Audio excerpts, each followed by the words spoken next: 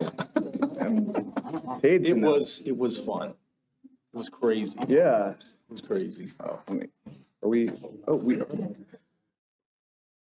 Good evening. I'll call this January 16th meeting of the Planning Commission to order. And we'll start with the Pledge of Allegiance led by Commissioner Wilkerson, please. Excuse me, Chair. Roll call. Oh, will the clerk please call the roll?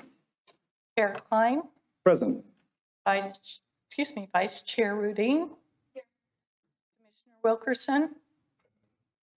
Commissioner Fortney. Here. Commissioner Vargas. Here. Commissioner Lightfoot. Commissioner Banta. Here. Chair, we have a quorum. Thank you, Nancy. Will Commissioner Wilkerson please lead us in the pledge? Please join me in saying the pledge. I pledge allegiance to the flag of the United States of America and to the republic which it stands, one nation, under God, indivisible, with liberty.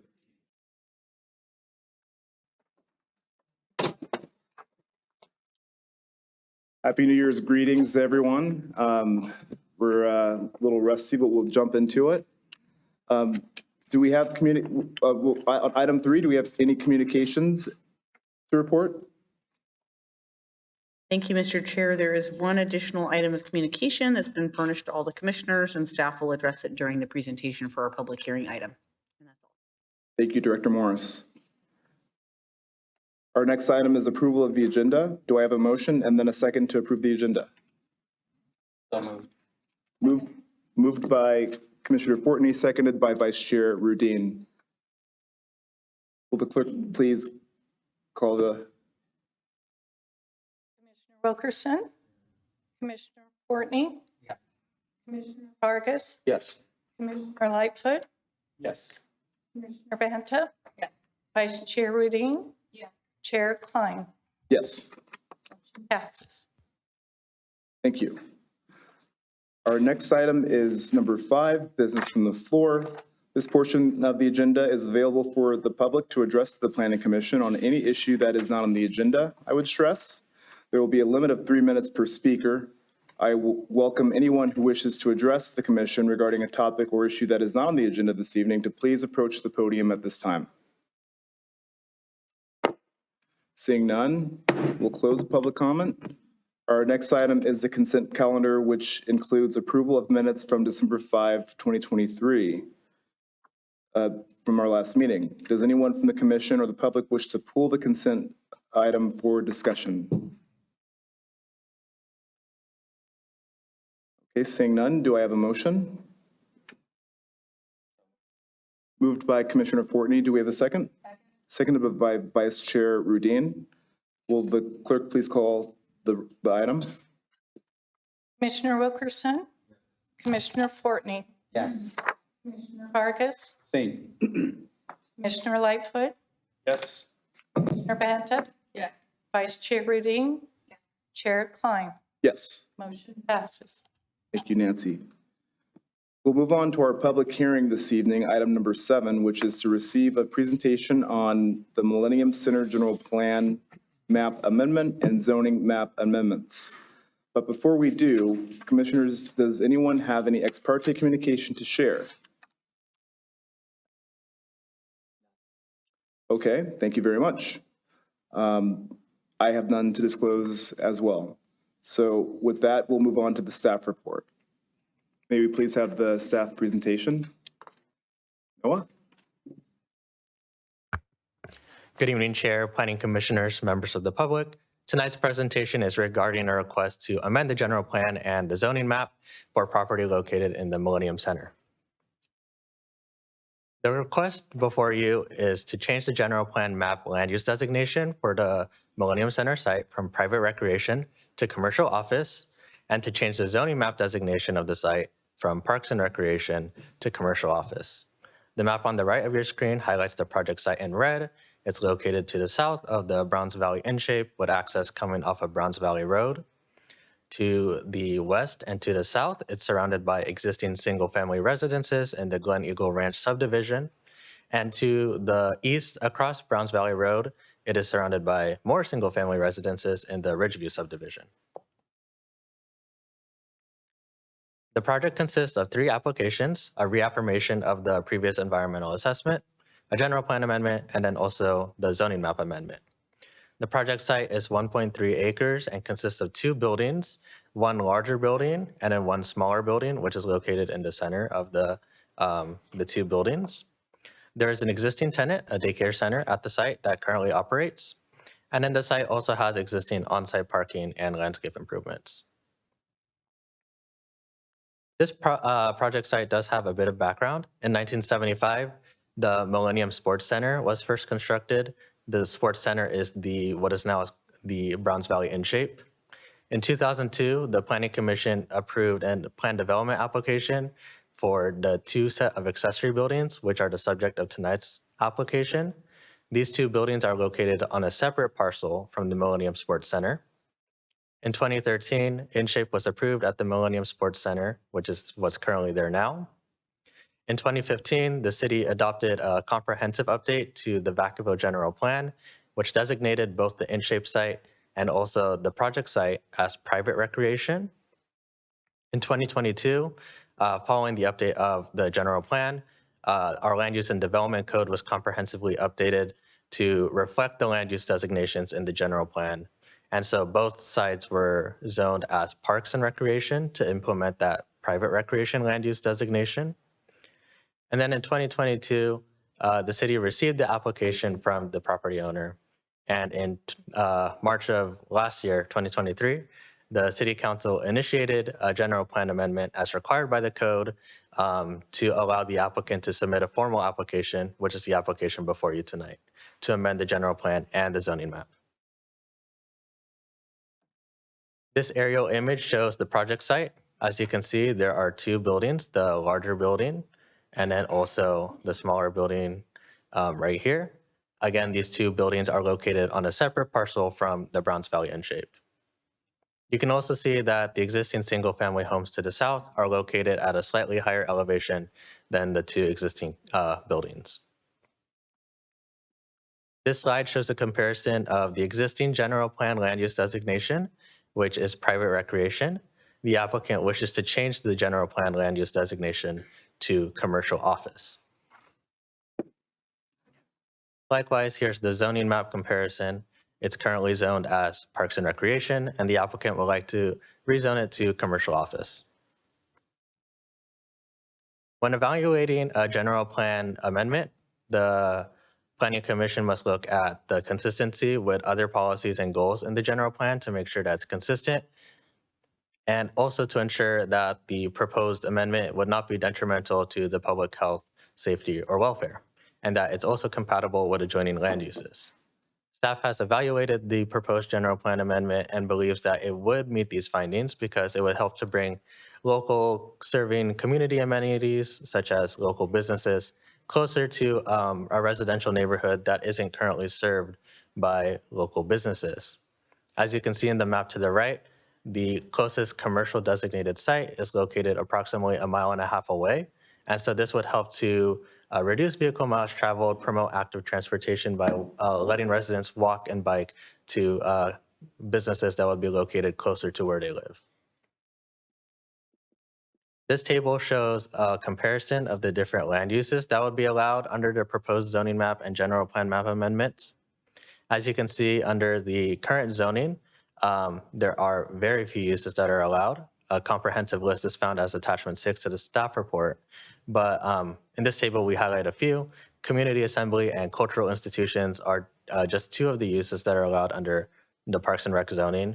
But under the commercial office zoning, not only would those 2 uses be allowed, but other uses such as the existing daycare center, different types of medical and business professional offices, instructional services, and personal services like spas would be allowed as well. In evaluating the zoning map amendment, the Planning Commission must also make sure that the existing development is consistent with the proposed with the objective standards under the proposed zoning, which is commercial office.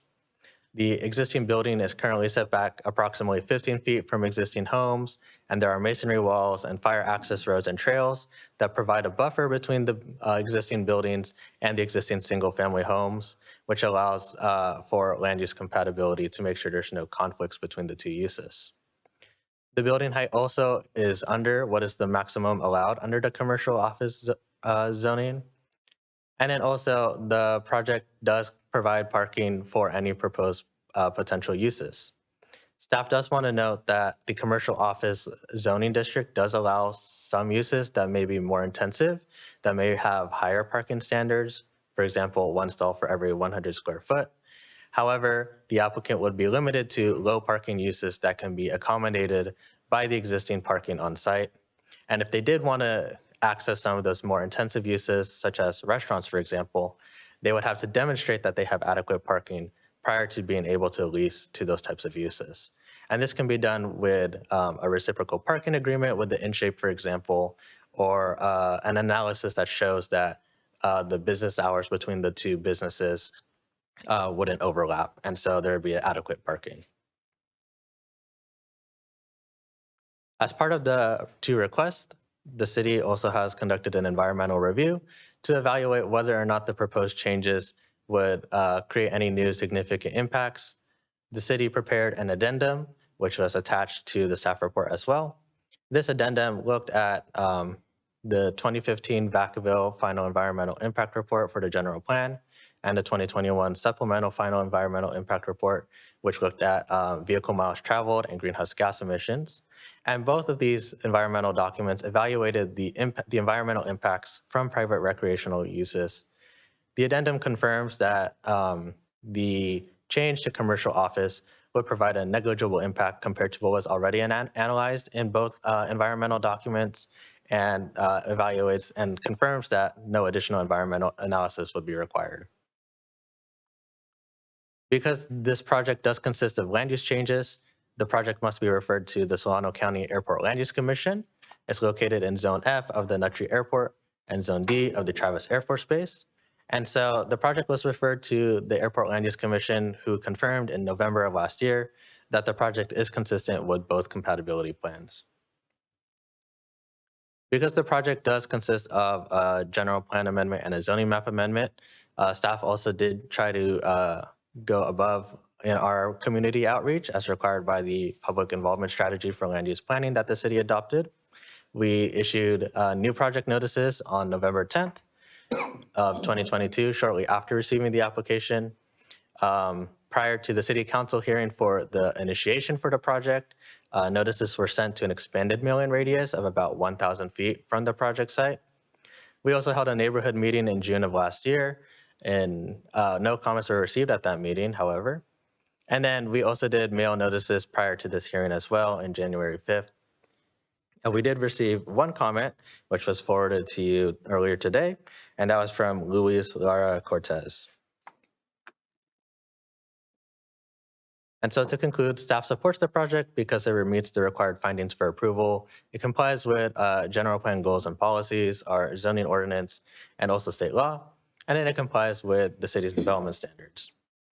And so staff recommends that by simple motion, the Planning Commission recommend that the City Council adopt a resolution reaffirming the final environmental impact report and the supplemental EIR for the general plan, and introducing an amending the general plan map from private recreation to commercial office, and also introducing an ordinance changing the zoning designation from parks and recreation to commercial office.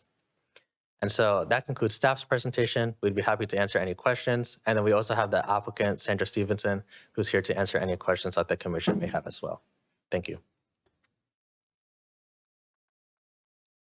Thank you. I will turn to commissioner questions at this time, and then we'll invite the applicant to make some further comments. Commissioner Wilkerson. Thank you so much for the presentation. My questions are actually for the applicant. What currently is there right now in those spaces? Do we know? Please come forward.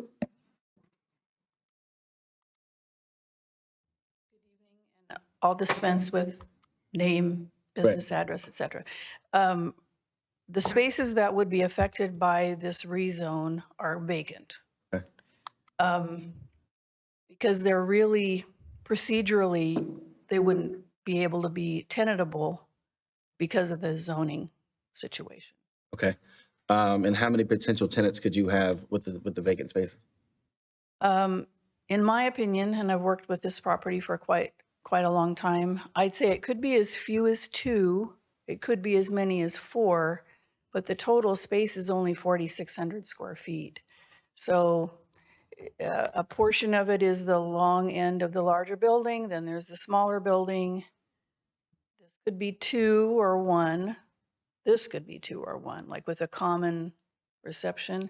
So we've been doing preliminary research as far as possible tenancies. What I'm looking at right now is underrepresented children, child, family-related services like pediatric dentistry, orthodontia, tutoring, things of that nature.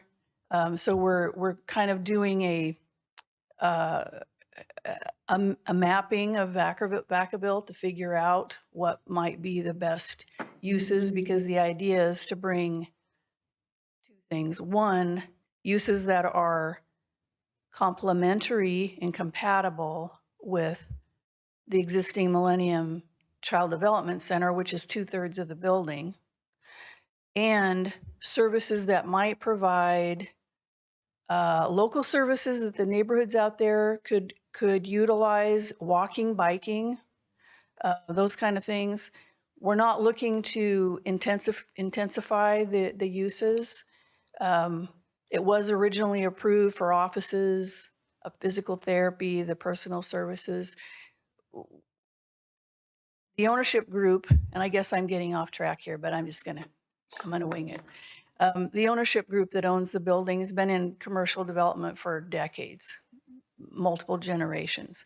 They're not in the business of changing their commercial property to residential. They're not looking to, they're very cognizant of the nature of this property, especially because of the Millennium Child Care Center. So the uses are not going to be a restaurant. They're, even for the more intense uses that are allowed under commercial office, that's not what we're trying to do. Right. We just want to, get some other tenants in there and make them conducive to the area. Thank you. I appreciate it. Commissioner Fortney. Yeah, no, a commercial office designation allows for retail sales of both alcohol and tobacco, correct? May I comment? I'll get to you in a minute. Yes, the answer They is do yes. allow for that. And I know the applicant, you said you're not looking at certain types, and you have in parentheses here, no alcohol sales. And I would like to add tobacco there, but I would ask to go to Director Morris. What do we have restriction-wise that we can put in this if the applicant agrees to this? I know your intent is now, but I don't want a couple years down the road, somebody else being allowed to come in under the office commercial and allow tobacco and alcohol sales especially. I don't know about tobacco, but you wouldn't be able to have alcohol because of the child care center. So under the ABC rules, that would be prohibited. As long as they stay there.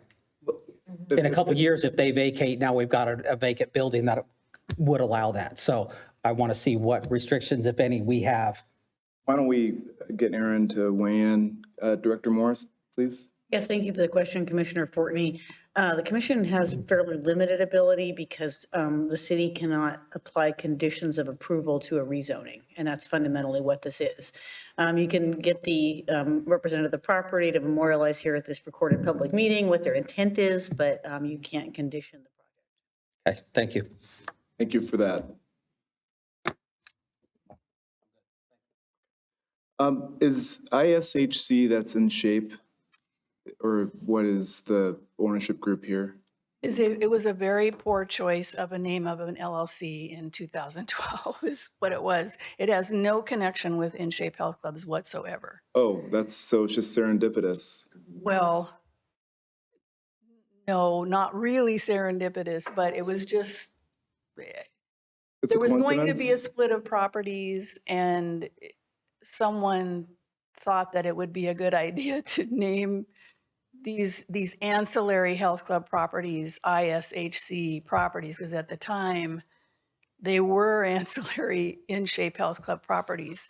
In 2012, that ceased to be the case. So that's why I say it's just everyone's confused by it. It's like, this is in shape, right? And no, it is a completely independent entity owned by different people that all this has done is just created a lot of confusion over the last 11 years since they established it. So no connection whatsoever with the health club entity at all. Was there at some point, or it was? Well, to get into the weeds a little bit, when Millennium became in shape, or when that transaction happened, the entity that bought all the real estate, which was Realty Income Properties, which is a large REIT, you probably have heard of it, and they were buying all the real estate. They didn't want to buy the property we're talking about right now, but the seller of Millennium conditioned the deal on it being part of it. So individuals who had roles in InShape individually grouped together and made this ISHC Properties LLC, and they bought these ancillary properties that the deal was contingent on, but that the REIT didn't want to buy. I don't know if that's really clear, but It's clear enough. I mean, it's not really relevant to rezoning, Yeah. but there, except for the fact, and you raise a good point, that it isn't related to the health club, and that's kind of where this whole conundrum started, because the Millennium ISHC Properties LLC wasn't related to the health club, and since under the recreation zoning, it has to be a use ancillary to the health club. But now you've got this bifurcation. No longer can you meet that test to have ancillary health club uses. So that's really what brought us here tonight, actually. thank you very much for helping us to understand a little more. It's a head scratcher. Thank you. Commissioner Lightfoot? Thanks. So at one point, the property or where the commercial buildings are now, that was originally part of the original parcel, and it was split off. Is that correct? Yeah, so the property that we're talking about today, Yep. When it was approved in 2002, the approval also consisted of a subdivision that separated this parcel into a separate parcel. Okay. And so in 2002, when that split, was it the same owner? It was the same owner back then. Okay. That's why it worked. I mean, respectfully, and that's why it worked, because he owned both. So he could have his offices, he could have his ancillary uses. Why do we know why the property they seek to do a parcel separation or add a parcel? Do we know that? Or who was involved with that? We don't know why the property sold to a different buyer. Back in 2002, the subdivision and the creation of these accessory buildings were intended to be accessory to the main building, but because it's its own parcel and own building, the property owner has the right to be able to sell their own property and to sell their own buildings. So the original vision was they were going to be accessory to that health club. Millennium is what it was called at the time it was established. If I may, I'm not sure if maybe you were even thinking back before that. So yeah, But- what initiated the initial split of the two parcels? I think I can speak to that. Yeah. So I think what had happened was that the club was doing well. The area where the Millennium Center buildings are now, those were tennis courts at the time. And I believe he wanted to expand and have some other uses to benefit, basically broaden his net of potential marketing. He wanted to bring in the spa, because then members of the club could come right over here to this parcel and go over here for spa services. And that's about when he was looking at establishing the childcare center. He wanted to have a space. He needed the room for his administrative offices, which was a good portion of the building. And at that time, there was a physical therapy business that was outgrowing the space. And so if one looks back to the original approval, he was just looking to, you know, make higher and better use of that area. He had a lot of tennis courts already, could, you know, cordon this off. He really wanted to have, that's when, you know, part of how Millennium Child Development Center got going. And of course, it's a very well established, well-known, highly reputable childcare center now. And so it was a business decision. It was an economic decision initially. So the part that maybe you guys can help, that I'm not understanding is, somebody changed the parcel map to add that parcel with the commercial buildings on it, correct? So was that discussion, or was that note in our packet on when that change took place? Because I just got a note saying that it happened. I didn't quite see when or what applications went through to approve the parcel split. That was done in 2002. Okay. When the Millennium Sports Club was initially developed, correct? No, the main building sports club was constructed 73. 75. 5. And then after that, as the applicant has indicated, the history associated with the reason for creating additional development on the property. They decided to separate the lot in 2002. So my question, I guess, is what was the reason for the split? Because if they were building a property that's not conducive to the actual designated Parks and Rec, it didn't change anything. Like, you know what I mean? Like, I'm not understanding why it was necessary in the first place. Do you know what I mean? So I don't know the answer to why they decided to, but in land use planning, it's easier for property owners to control their own properties when they're able to separate parcels for individual buildings. They can sell off individual properties a lot easier along with those buildings versus if there is one site with multiple buildings, then they have a little bit more difficult time in being able to sell those off. Okay. So we basically granted a use on a new property that's not really conducive with its current zone back in 2002 is when we made that error, kind of. But it was because it was supposed to be associated. Correct. And it's not uncommon that you might see master plan developments where there's a main anchor building and then there's accessory smaller buildings that are supposed to complement that anchor building. And all of it's designed as part of a master plan.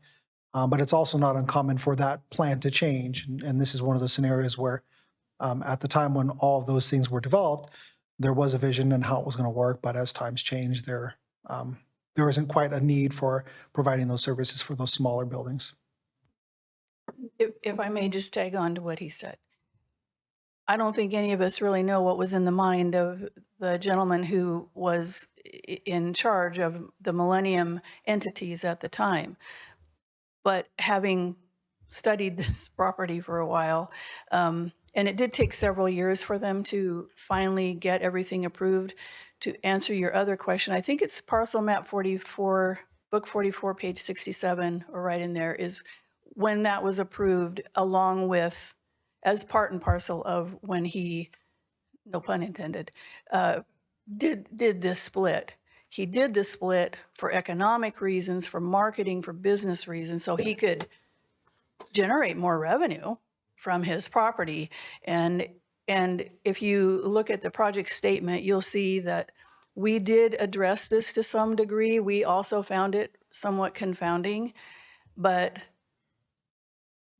the applicant at the time, who was the Millennium entities, they didn't raise it, and the city didn't see the need to, condition it upon anything else. So it's sort of like these are the cards we're dealt now. Well, it works if the same owner owns both parcels. It creates the conundrum when they're separated in ownership. Is Absolutely. Really what it is. Yeah.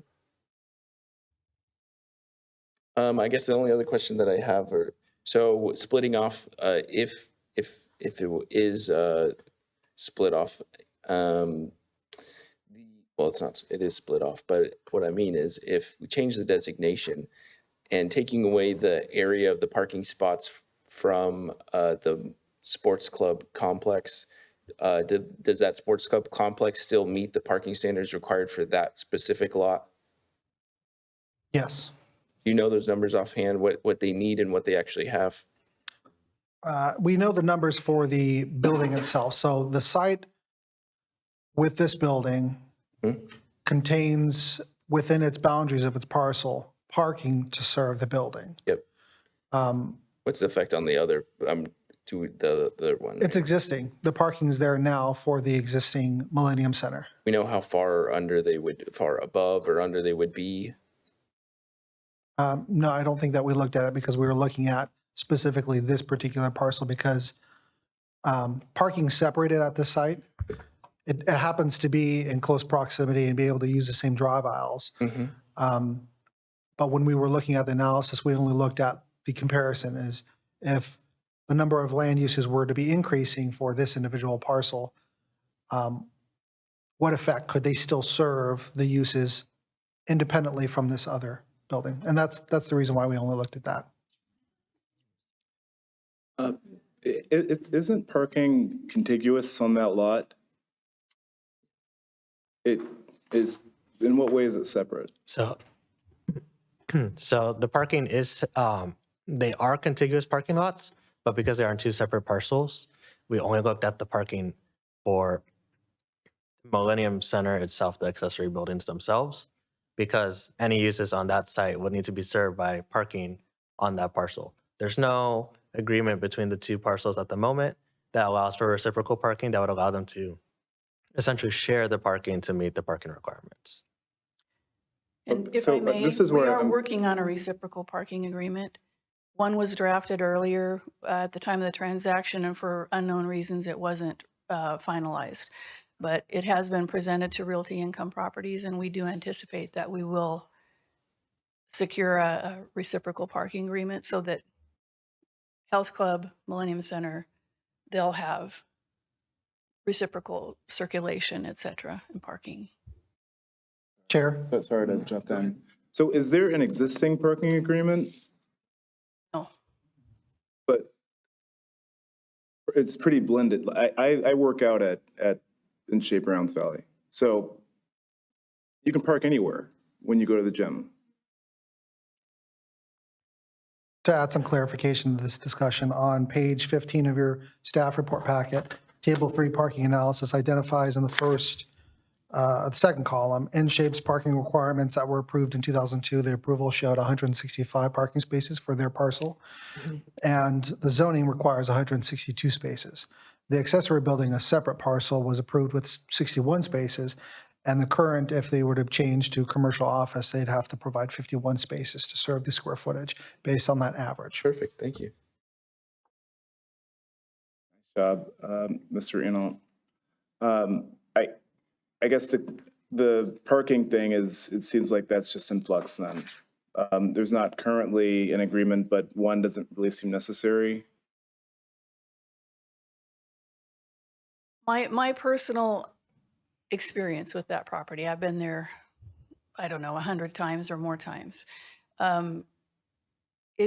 There's always available parking currently on the Millennium's, we'll call it the Millennium Center parcel.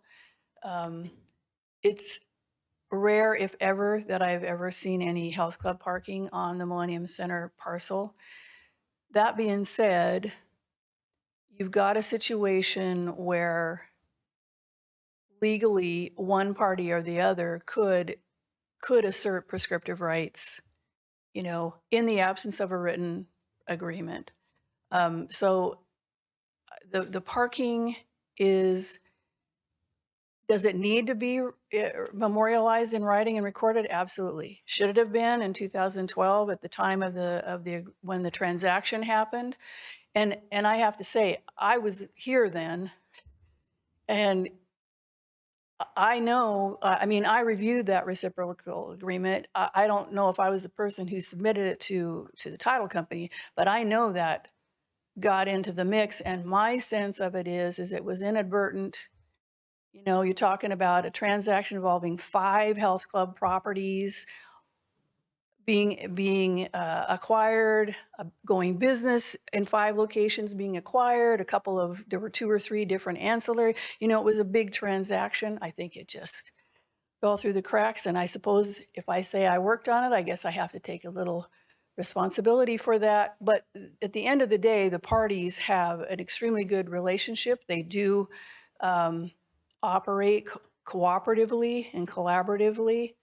And I do not see, I do firmly believe that we will have a reciprocal agreement in place to cover. It actually covers one other thing that's on the parcel map, to be completely transparent. It has to do with the fire line that crosses the parcels.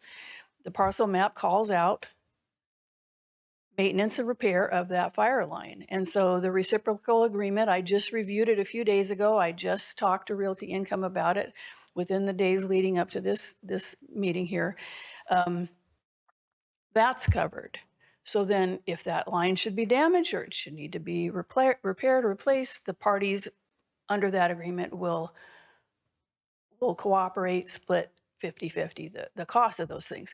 And I've worked with Realty Income on many properties. They actually are the landlord on a lot of the in-shape club locations. And so I feel very confident that they may change a thing or two, you know, but we'll have an agreement in place before very long and recorded. Thank you. It also covers the entry and exit off of Browns Valley too.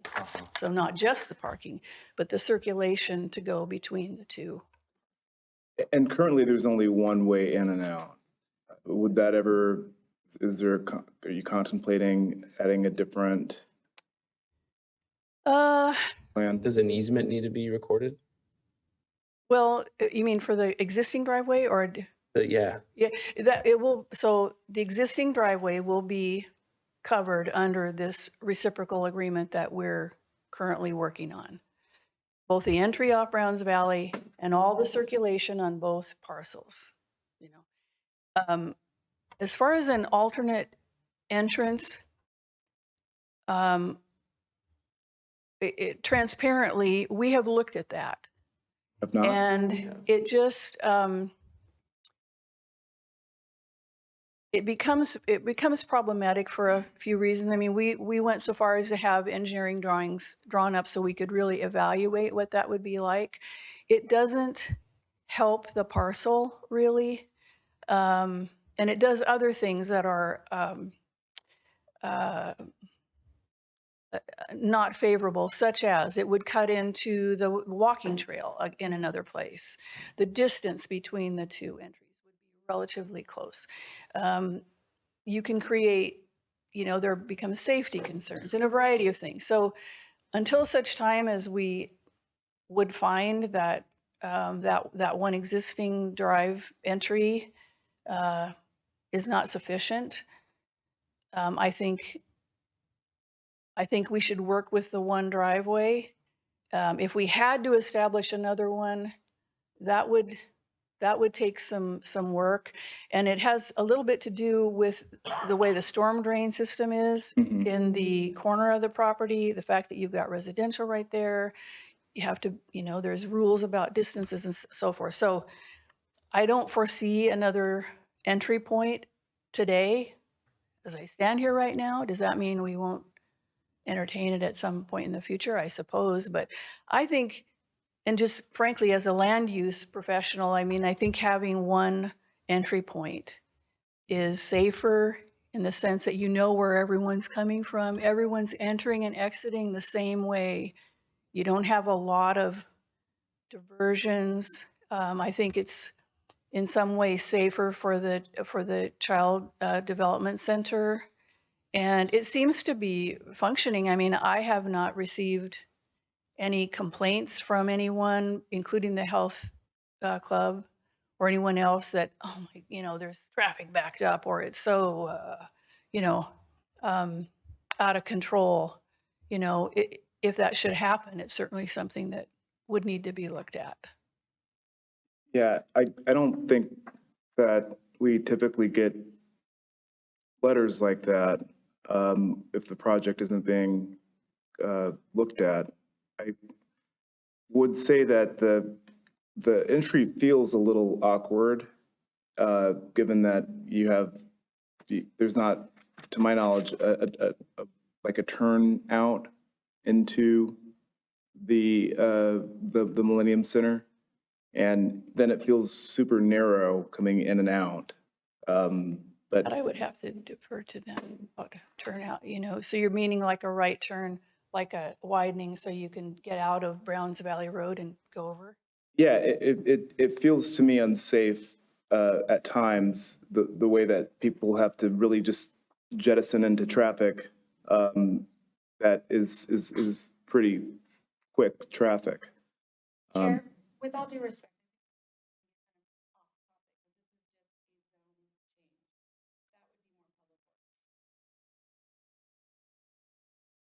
Mr. Renault. The city has a project review committee that's comprised of individual representatives from different departments, and one of those is our traffic engineer. They did note that the change in the land uses that would occur at the site as a result of any action on this project wouldn't necessitate any alterations to that drive-through or access onto the site. It wouldn't necessitate a second drive-through. Okay. Are there any other comments? Wait, I do. One more Oh, question. sorry. Courtney. The Child Development Center, lease terms? Do you know what the term of their lease is?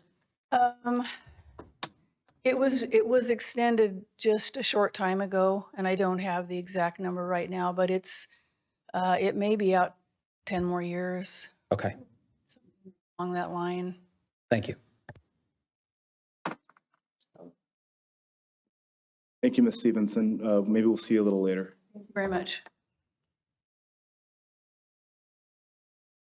We'll now open it up for public comment.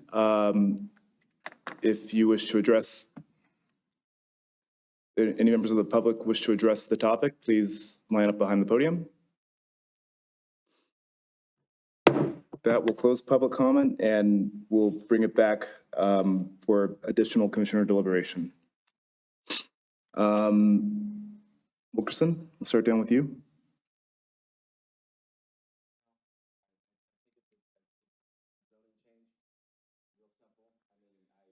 Full disclosure, I run by this property every day, and, you know, quickly getting into what was previously discussed, I don't see feasible because of the way the land is there, and there's an intersection beforehand, so all those things have probably already been covered by Public Works, and so I just appreciate their work on that. Courtney. I do have concerns. I love the VMTs and having the community services there and taking some trips off of Browns Valley Road or, the existing surface streets there to get into town for services. But I am concerned that if the daycare center, the development centers lease, when their lease is up, you've got a vacant building now with commercial office that now can have alcohol and tobacco sales, and this was never intended to be a neighborhood retail center where we would have had one in that neighborhood. So I do have concerns there. Thank you, Commissioner Fortney. Noel? I get the commentary regarding the actual property.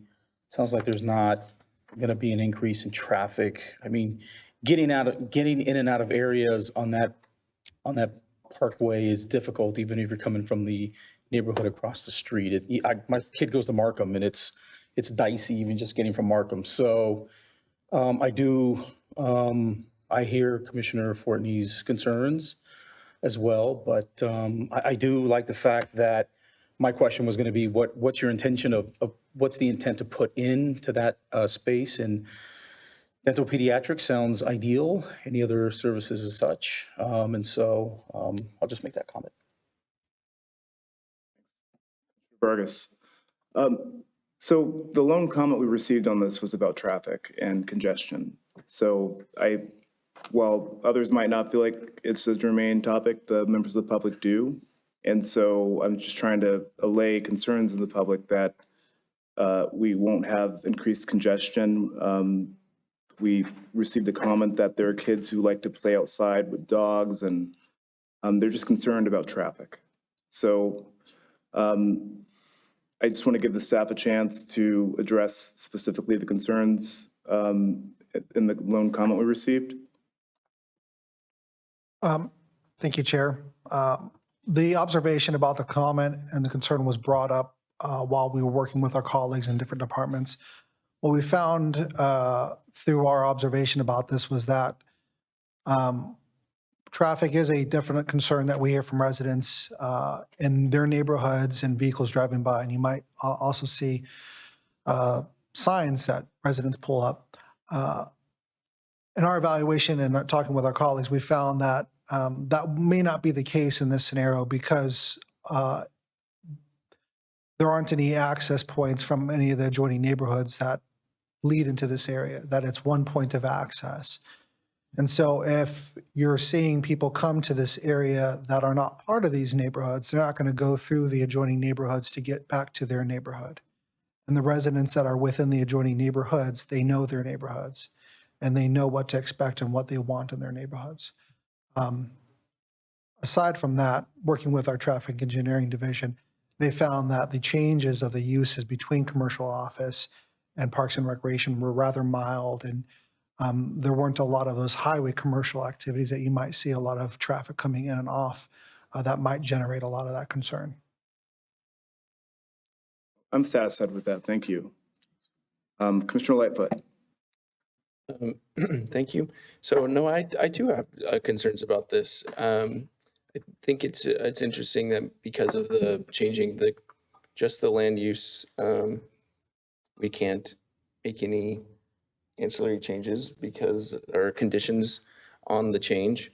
One of those, this particular owner has good intent, and I really appreciate them getting up and speaking. Future owners, we don't know what could happen. Residential is a conditional use on commercial, if I'm correct.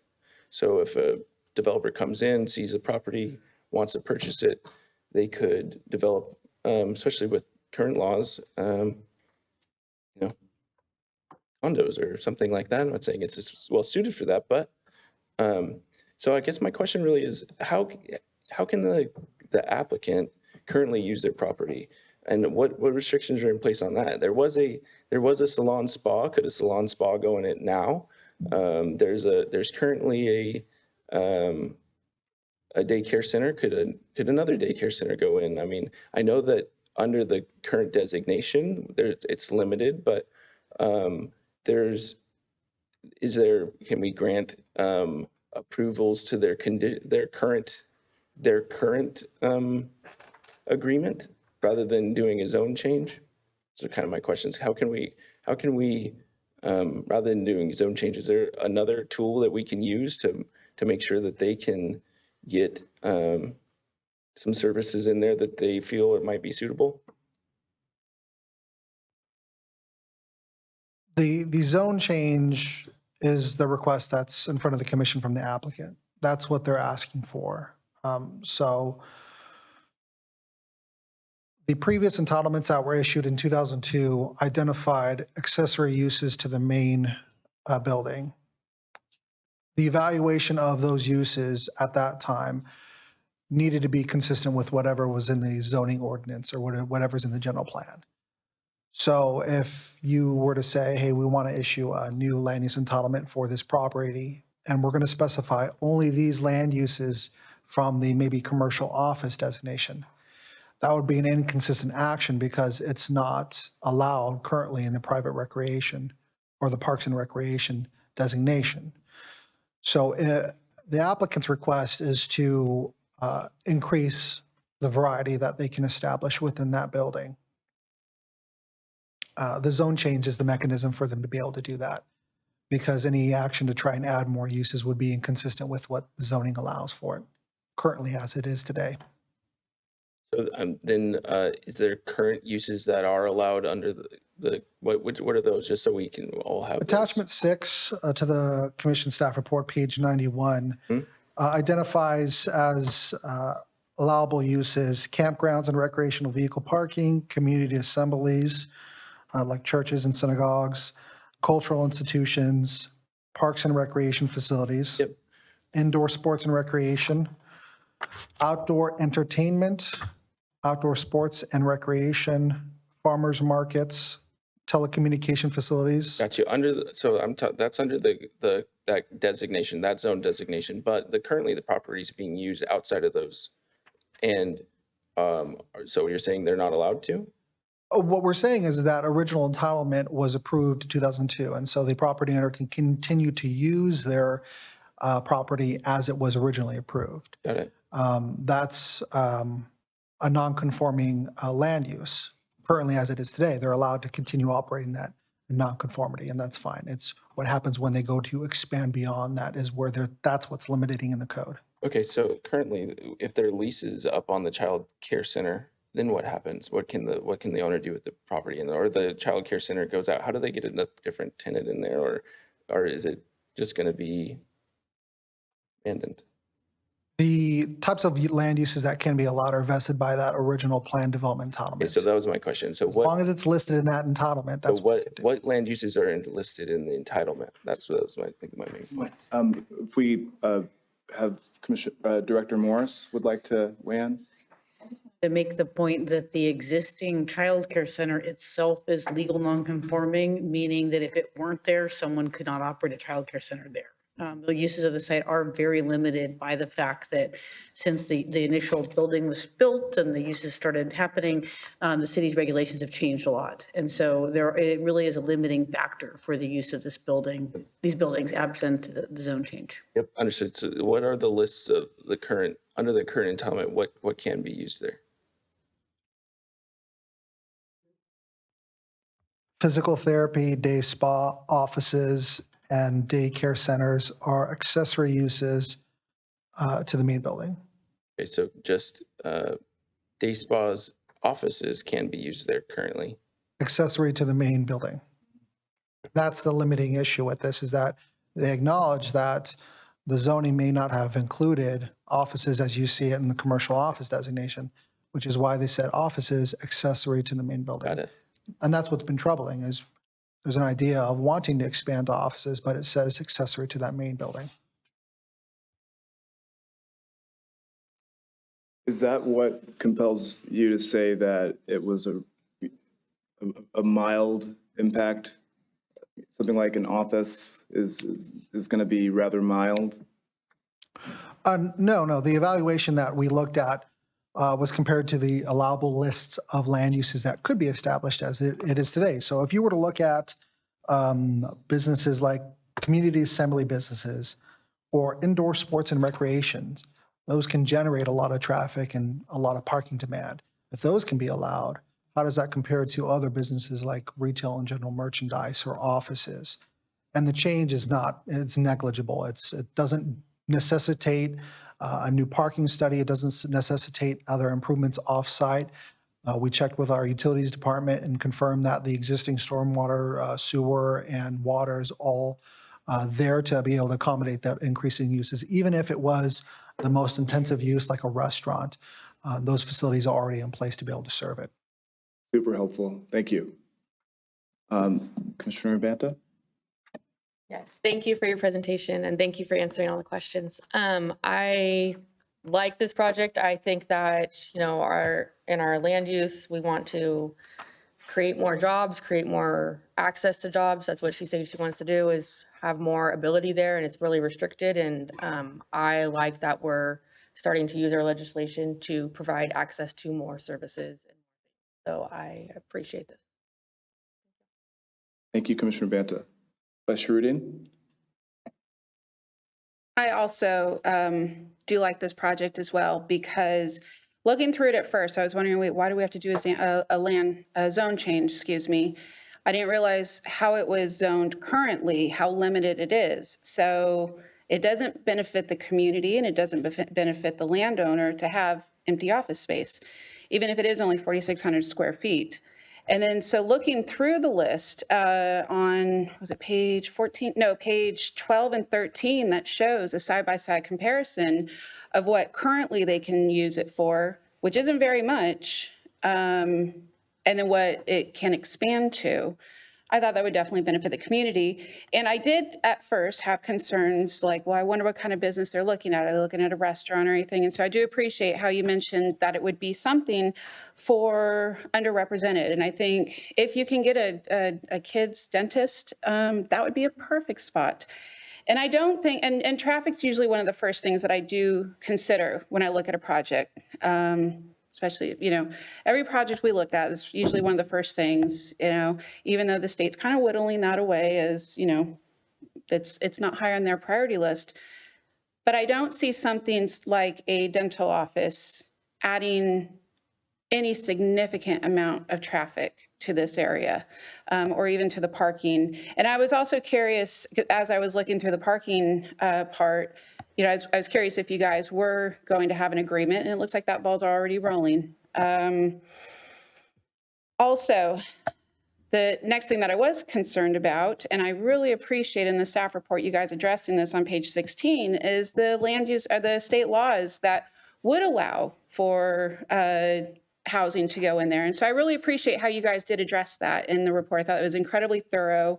And in all reality, it would never pencil out to put any kind of housing there. So, but I do appreciate that you guys put that in there. And I'm very much in support, and I'll make a motion if we're ready. Just about. I want to congratulate the staff on this terrific report. I would add that the thing, as speaking as a resident of the first district, we really need more commercial, and more professional office space. It'd be nice to not have to drive all the way around the town to get to a doctor's appointment. So I see this as actually helping to do more for building community in that area. So thank you for bringing the project forward and for the terrific report. With that, I'll entertain a motion.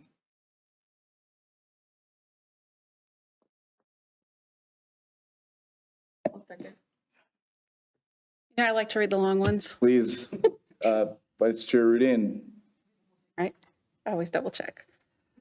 Okay, I'd like to make a motion, by simple motion, recommend that the City Council adopt a resolution of the City of Vacaville City Council considering the Vacaville General Plan Final Environmental Impact Report, Final Supplemental EIR, and the addendum to the FEIR and SFEIR, finding that no subsequent EIR is required pursuant to Section 15162 of the California Environmental Quality Act guidelines, based on this substantial evidence included in the addendum and reaffirming the Vacaville General Plan FEIR and amending the general plan map by changing the land use designation from private recreation to commercial office for a 1.3 acre site located in the Millennium Center at 3442 Browns Valley Road, APN 0123-422-270, and introduce an ordinance of the City of Vacaville City Council amending Title 14 of the Vacaville Municipal Code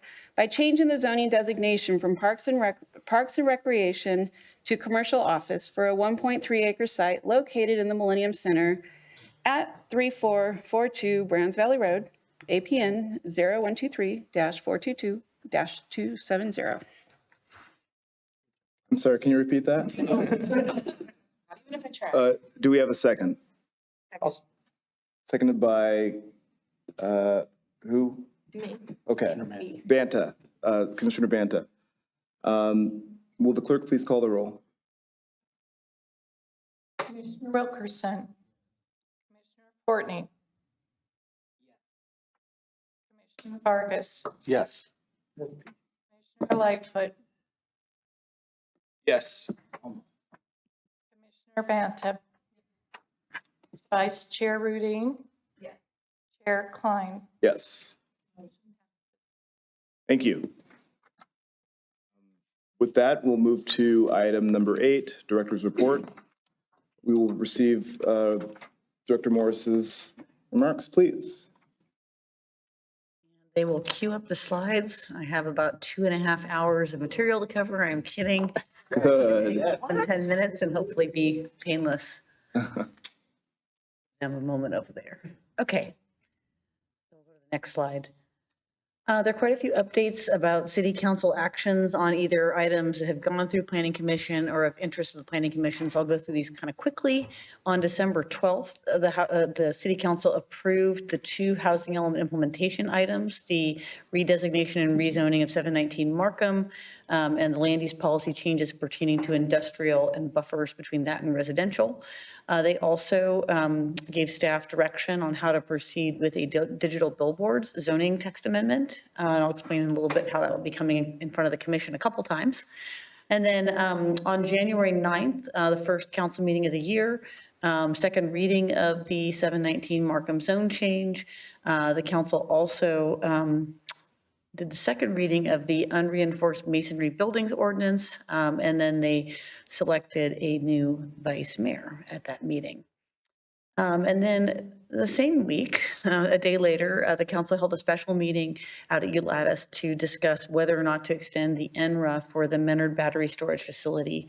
And unanimously, the council decided not to extend the NRA for the Menard Battery Storage Facility.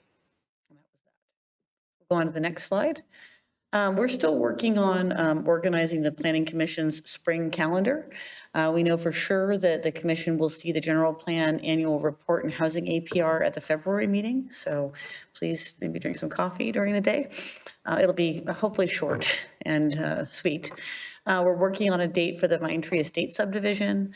We will be bringing a study session on the digital billboards. The council gave direction, so staff's going to be implementing the direction, and we're not really going to be asking the commission to give us different direction, but we'd like to have this be a place where the public can come, learn about what's proposed. You'll ask great questions, they can ask great questions, all in the lead up to having it come formally before you as it goes to council for adoption. And then the last thing is we're working on a 2024 land use and development code update. Some of these are mandatory items from the housing element, and it is sort of a cornucopia of some other items. So just have it on your radar. That's something that will be coming before this commission in the first half of the year. No dates, but lots of promises. And then we'll go to the building division monthly report. It has been a little bit slower in the building division, which is not uncommon during the holidays at all. So we have a little bit less building permit activity, a few more permits issued this month than last month, but generally it's a little bit lower in the activity front. However, we did get some more fees during the end of the year, which is great. So inspection activity is still strong, but it was a little bit less during the holidays. People, for some reason, aren't replacing their water heater in December, and we're not going to inspect that. Let's go to the next slide. And then this shows how we're trending on building permits to date. As you can see, building permit activity has been declining as we came to the end of the year. We do expect some building permit activity, in particular out at Lower Lagoon Valley in the first quarter of this year and a couple other fairly large projects. So we're still hopeful, but it is slowing down.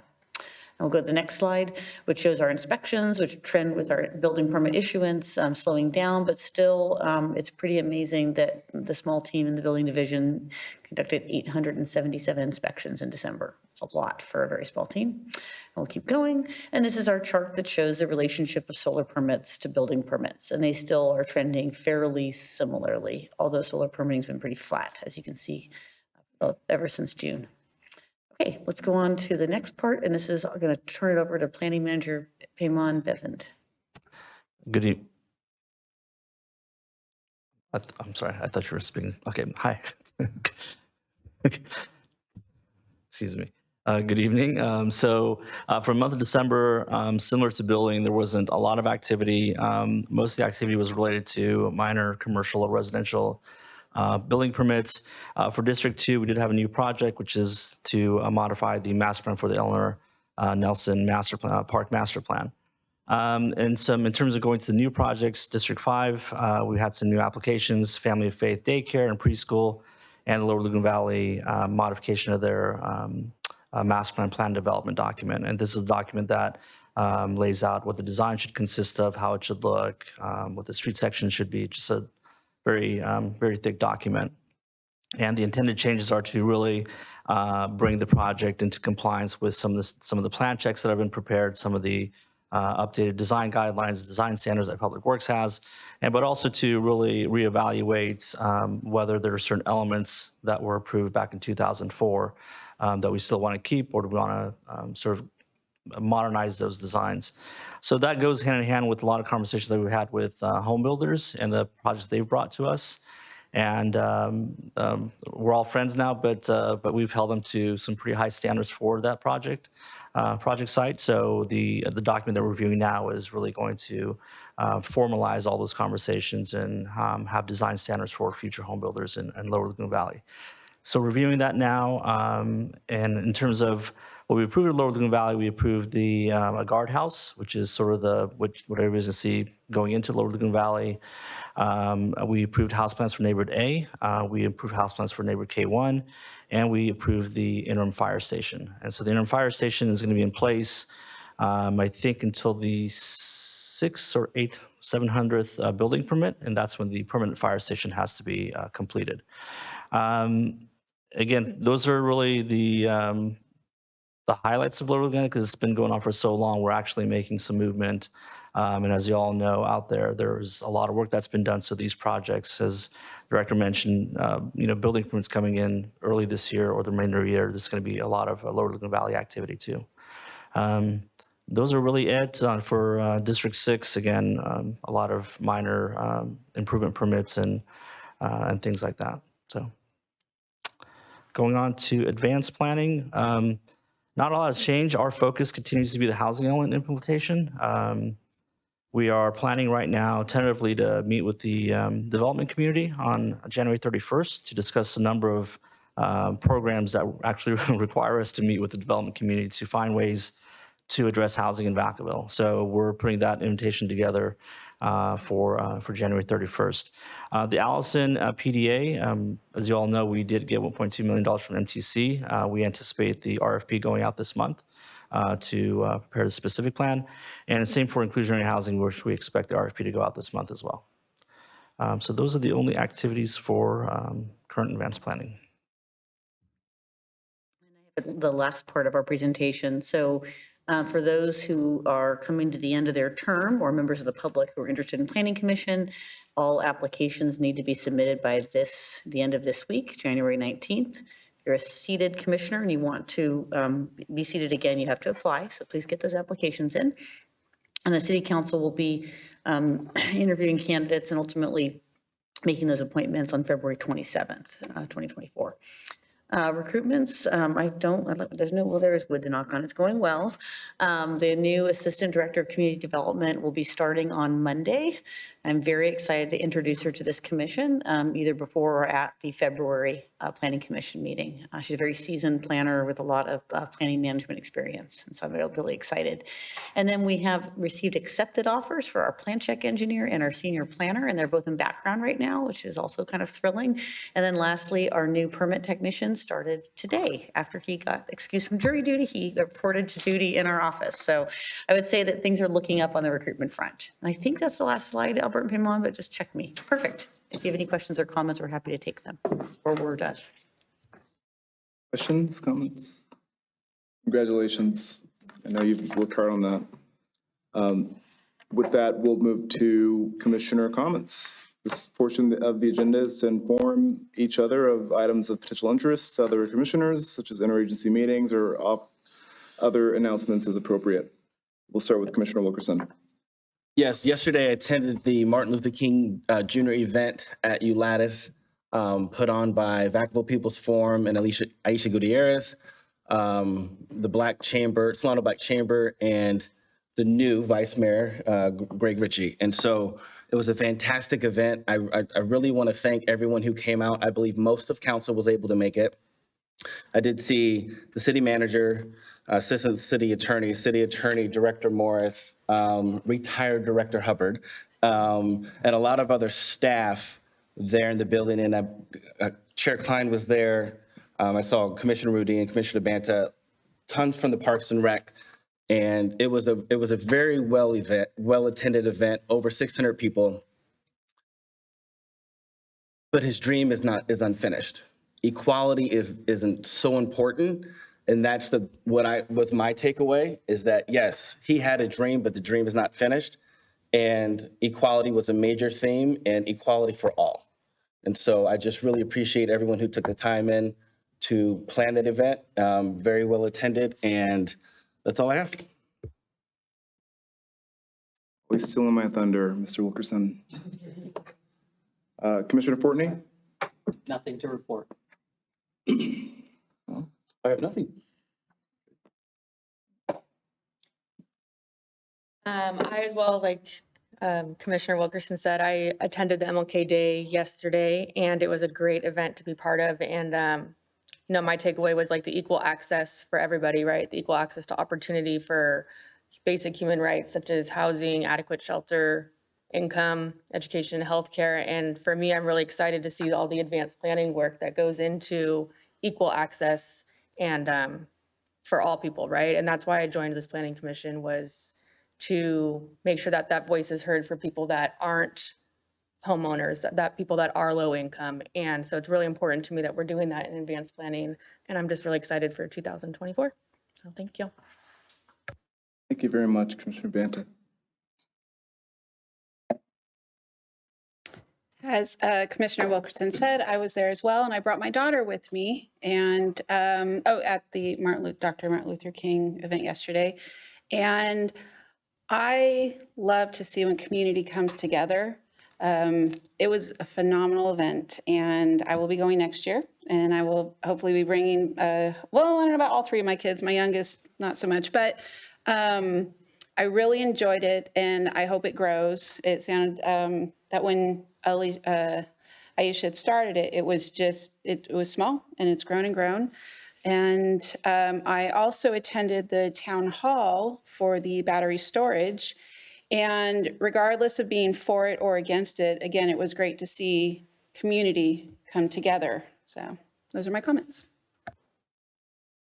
I would add that I also attended the People's Forum event on Monday, and it was truly inspiring to see how this town is really maturing. I mean, I think we're always in a stage of growth, but this is the most beautifully diverse planning commission that I think that we've had. We've certainly never had a black chair.